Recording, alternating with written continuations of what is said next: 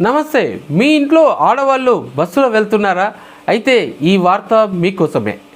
ప్రభుత్వం zero ticket ఇచ్చింది సంతోషం, కానీ ఆ ప్రయాణం ఎంతవరకు సేఫ్?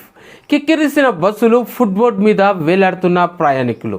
రీసెంట్గా సర్వేలో చూస్తే 52% మంది మహిళలు బస్సు ప్రయాణంలో అసౌకర్యంగా ఫీల్ అవుతున్నారని చెప్తున్నారు. ఇక టికెట్ ఫ్రీ అని ఎక్కేస్తున్నాం, కానీ క్షేమంగా ఇంటికి వస్తామా అనే గ్యారెంటీ ఉందా?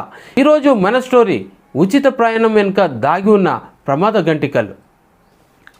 ఇక ఇటీవల జరిగిన బస్సు ఘోర ప్రమాదం చేవెళ్ళది చూస్తే మనకు అందరికీ కళ్ళు తెరిపించాలి. 51 సీట్లున్న బస్సులో 70 మందికి పైగా ఎక్కారు. ఓవర్లోడ్ వల్ల డ్రైవర్ కంట్రోల్ తప్పింది, బండిని కంట్రోల్ చేయలేకపోయారు. ఫలితం 19 మంది ప్రాణాలు గాలిలో కలిసిపోయాయి. అందులో ఎక్కువగా మంది చాలా వరకు మహిళలే. కేవలం పల్లెటూరులోనే కాదు, హైదరాబాద్ సిటీలోనూ ఇదే పరిస్థితి. స్టూడెంట్స్ ఫుట్బోర్డ్ మీద వేలాడుతూ కాలేజీకి వెళ్తున్నారు. మహిళలు సీట్లలో, మగవాళ్ళు కూర్చుంటున్నారని ఇప్పుడు పడితే అప్పుడు గొడవలే అవుతున్నాయి. కంప్లైంట్స్ కూడా వస్తున్నాయి. అయితే బస్సులు తక్కువ, జనం ఎక్కువ. మరి సేఫ్టీ ఎక్కడ ఉంది? ఇంకో షాకింగ్ విషయం ఏమిటంటే, రద్దీగా ఉండే ఆ బస్సుల్లో వేధింపులు ఇటీవల పెరిగిపోయినాయి.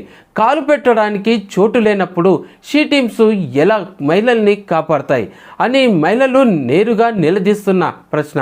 ఇక సగం మందికి పైగా ఈ యాప్స్ గురించి జనాలకి తెలియదు. మరోవైపు బస్సుల కండిషన్ దారుణంగా ఉంది. ఒకవైపు అరిగిపోయిన బస్సుల టైర్లు, బ్రేకులు పడని బస్సులు, ఆ డొక్కు బస్సులతో ఆర్టీసీ ఎలా నెట్టుకొస్తుంది?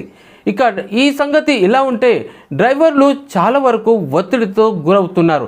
టైంకు రావాలని రూల్స్ పెడతారు, కానీ ఆ ట్రాఫిక్లో ఓవర్లోడ్తో బండి ఎలా లాగాలి అనే ప్రశ్న పబ్లిక్గా వాళ్ళు వేస్తున్నటువంటి విషయం.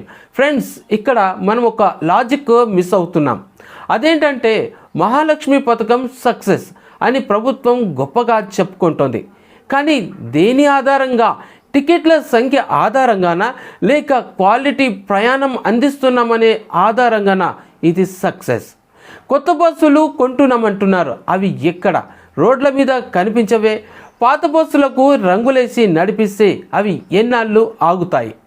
ఇక ఫ్రీ టికెట్ ముఖ్యం కాదు, మా ఆడబిడ్డల ప్రాణం ముఖ్యమని కుటుంబాలు కోరుకుంటున్నాయి.